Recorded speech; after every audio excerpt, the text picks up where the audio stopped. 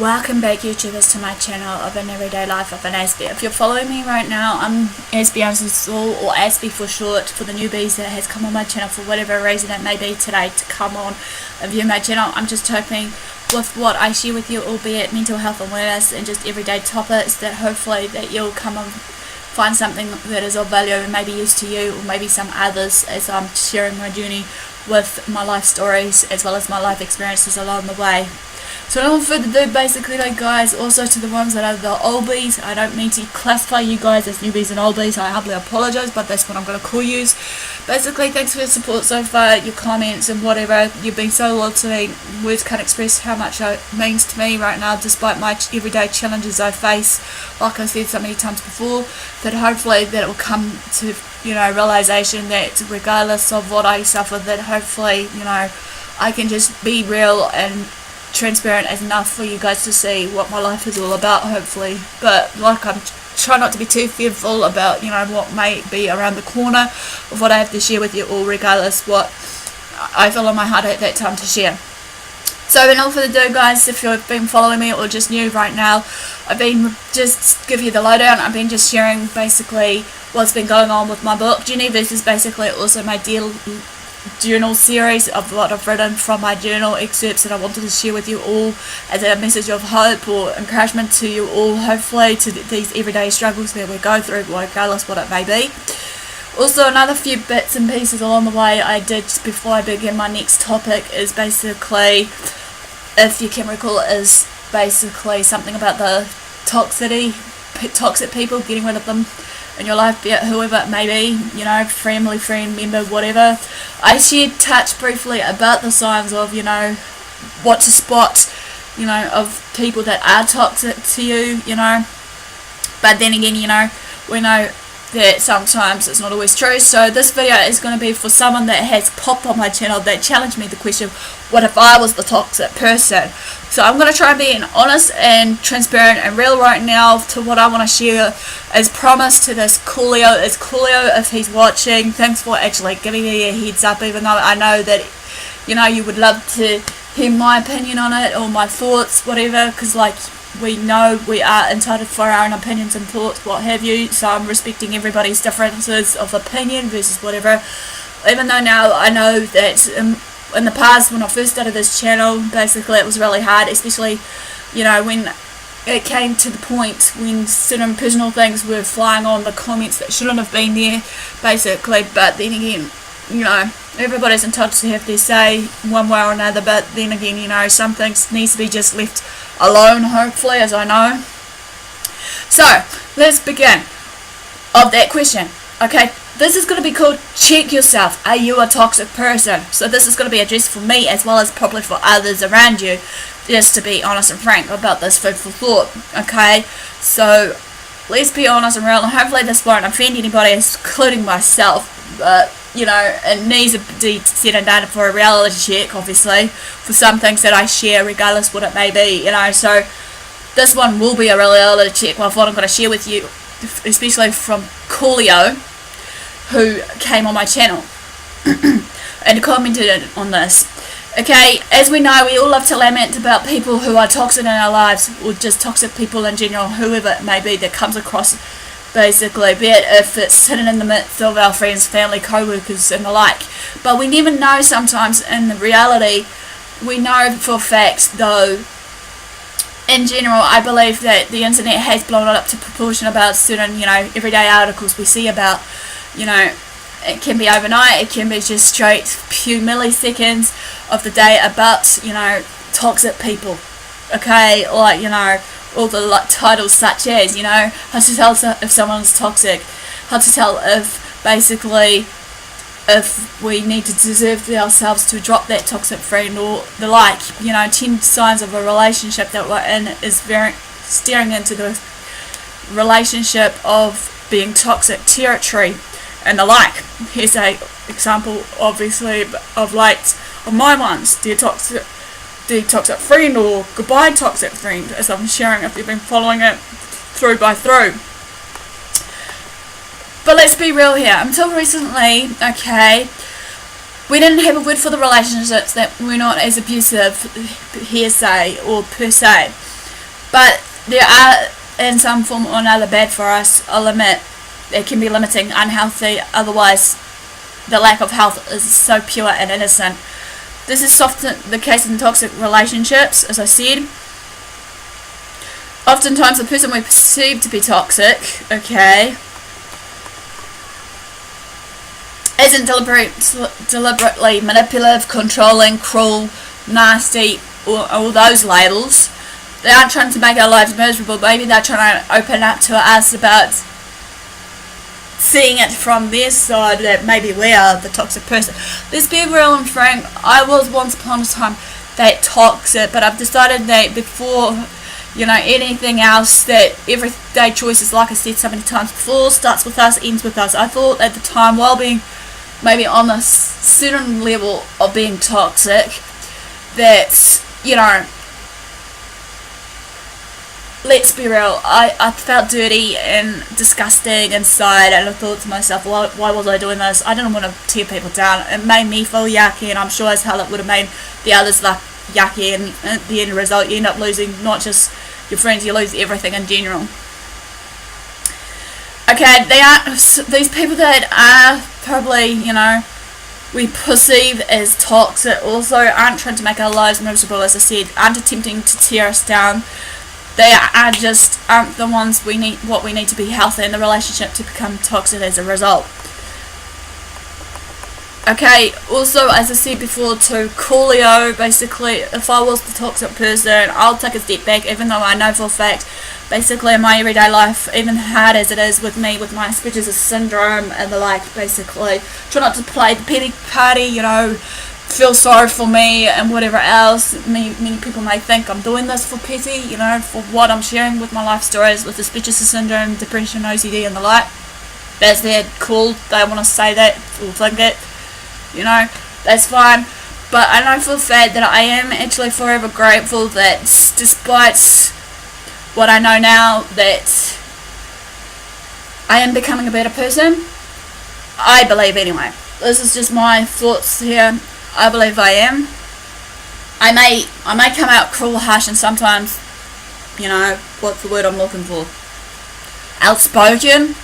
But then again, you know, many people tend to obviously take me the wrong way, regardless of, like I said so many times, that many people see it as, it's not what I say, it's how I say it across to people. Yes, I have my everyday struggles, I still do. I will admit that I'm, you know, put my hands up, you know, I'm guilty as charged. People can, you know, throw darts at me, whatever the case may be, you know, but then again, you know, you're entitled to have your say, I'm entitled to have my say, and vice versa, you know, think what we want, you know, and do what we want at the end of the day. But then again, I believe that we have to compromise a little too heavily to make things work with a toxic person, okay? Once upon a time, as I said, I was a toxic person. I started beginning to work on myself before I decided to actually support others, making sure I was in check, needed to forgive myself, and, you know, forgive others that I thought were giving me a hard time. But in reality, you know, as push comes to shove, I felt that, you know, sometimes I needed to be left alone so that I can grow in myself and learn about myself a bit more before anything else happened. Like anybody, it's all about self-discovery, who we are and what we are. Sometimes I feel also we have to extend ourselves a little too far for the existence of theirs. When combined in our own existence, putting a strain on the way we live our lives is not a pretty picture, or not in the picture that we had planned and hoped, however. This is the reality of so many toxic relationships, but whatever, for both parties though. That means well. But then the end result is nonetheless poisonous and harmful for us, and actually ruins our health. Sometimes, to be real, if we were the toxic person, we tend to perceive that others around us are the toxic people. But then again, we got to understand that we are all human at the end of the day. We all make mistakes. We all, you know, have our regrets and everything else. You know, I try to not to live in that day of age now, to live in that stage of regrets and whatever else it may be. You know, it does hurt the core sometimes in that reality world of ours. But, you know, everybody's trying to tell me, Karen, you can't live in a fantasy world where, you know, it's going to be smelling like roses all the time and, you know, real good. But then, you know, it's just me, you know, trying to be all positive as much as I can. Sometimes we feel like now and again we want to perceive these toxic people, including ourselves, maybe as monsters, trying to tear us down and make our lives a living hell, and just reached at all costs. You know, they are the parent who is forcing us into activities we hate because they obviously want us to be humiliated, not because they are misinformed, but what might challenge us. They are the partner who refuses to compromise because they think they are more important than we are, not because they genuinely don't understand what we need at that time. They are the friend who always steals the spotlight because they want us to feel small in comparison to them, but because they're naturally energized by social situations, obviously. But then again, we are obviously slapped on the forehead with that label mentality of toxic, especially on people, without ever considering their side of the equation of what actually matters and where their actions are deliberate or they truly just don't understand our side of things when we try to address it or share it with what's on our mind. It's this us versus them mentality, maybe forcing a permanent rift in the way we perceive toxic people. However, we decide that because our intentions are good, we could never be toxic to anyone. But however, as I said, we are all human. We all may have that toxicity in us somehow. This is how the cycle may perpetuate or show. But here's the truth, or because this is the truth, chances are at some point, one way or another, you have been toxic to someone, and I'll admit, hands up, hands down, what have you, I was one of them, as I shared before. You may not have realised it, you may not have registered it, but at some point in some time in our lives, someone probably strained a little too hard to make a relationship work with you. They probably took a few blows to their self-esteem, measuring themselves up to you. They probably went out on a limb to support you and ended up cracking under the pressure.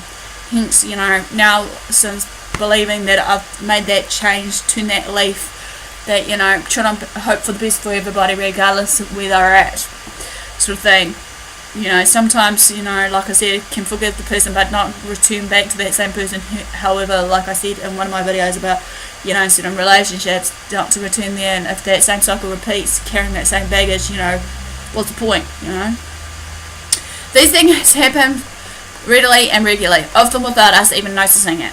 We don't want to claim the label of toxic because we would have behaved differently had we have known both sides of the coin or the story, however. But this isn't always true for most of the toxic people.